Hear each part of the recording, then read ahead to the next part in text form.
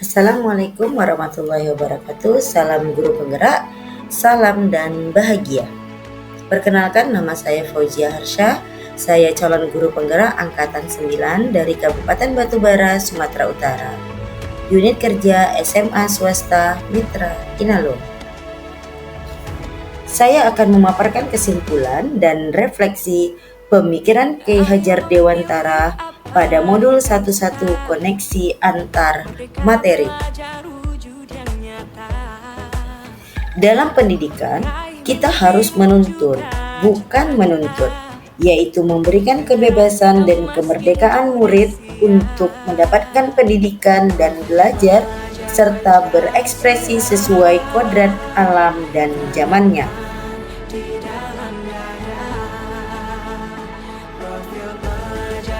Sebelum saya mempelajari modul 11 mengenai pemikiran Ki Hajar Dewantara, pembelajaran yang saya lakukan di kelas adalah hanya sebatas transfer materi pelajaran saja, menuntaskan materi yang ditetapkan oleh kurikulum. Kemudian, saya beranggapan bahwa ketuntasan dalam memahami materi pelajaran lebih penting daripada saya memahami karakteristik murid-murid saya. Dan saya hanya melihat nilai murid dari aspek kognitif saja, yaitu siswa dapat menyelesaikan soal-soal sebagai tugas dan penilaian harian.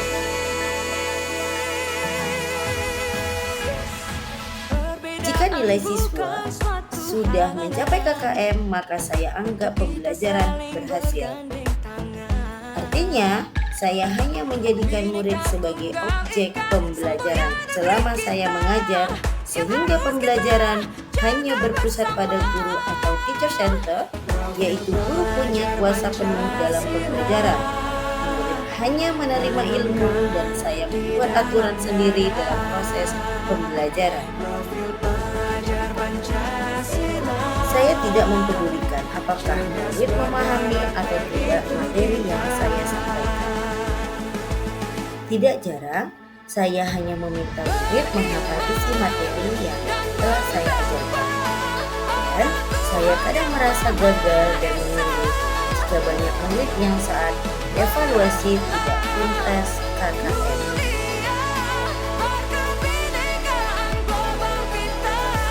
Setelah saya mempelajari modul 11 tentang pemikiran Ki Hajar Dewantara, saya menyadari bahwa apa yang saya pikirkan dan lakukan selama ini banyak yang tidak tepat dan perlu perbaikan.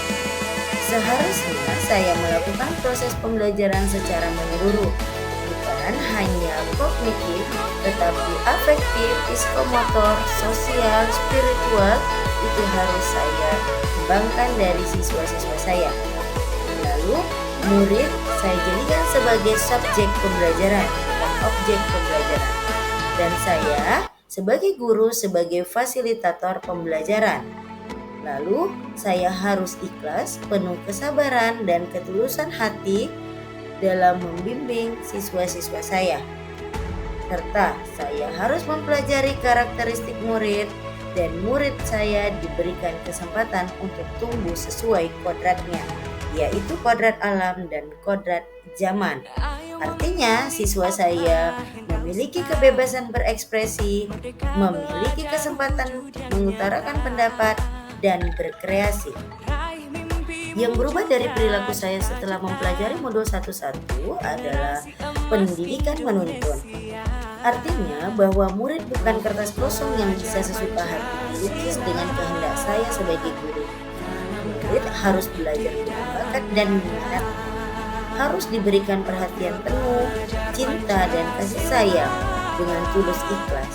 Tetapi tetap saya tuntun agar tidak hilang arah dan laku positifnya menjadi tebal, yaitu tumbuh dan kembang dengan budi pekerti yang baik pula.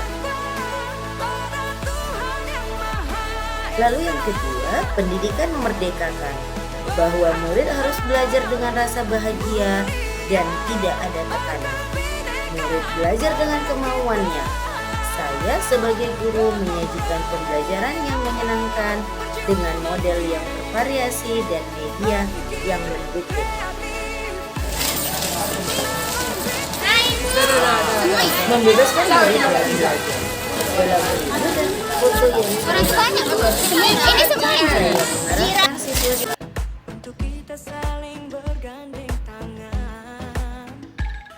yang dapat segera saya terapkan dalam pembelajaran di kelas antara lain yang pertama yaitu merancang pembelajaran yang interaktif dan menyenangkan dengan melibatkan murid atau terpusat kepada murid student center, lalu menerapkan pembelajaran abad 21 yaitu berpikir kritis, kreatif, komunikasi, dan kolaborasi. Artinya saya harus memerdekakan anak dan pembelajaran tidak lagi menuntut tetapi menuntun.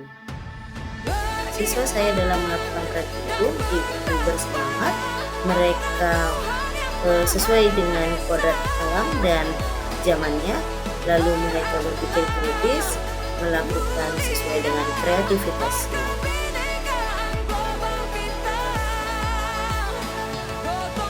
Terima kasih, saya ucapkan Assalamualaikum warahmatullahi wabarakatuh.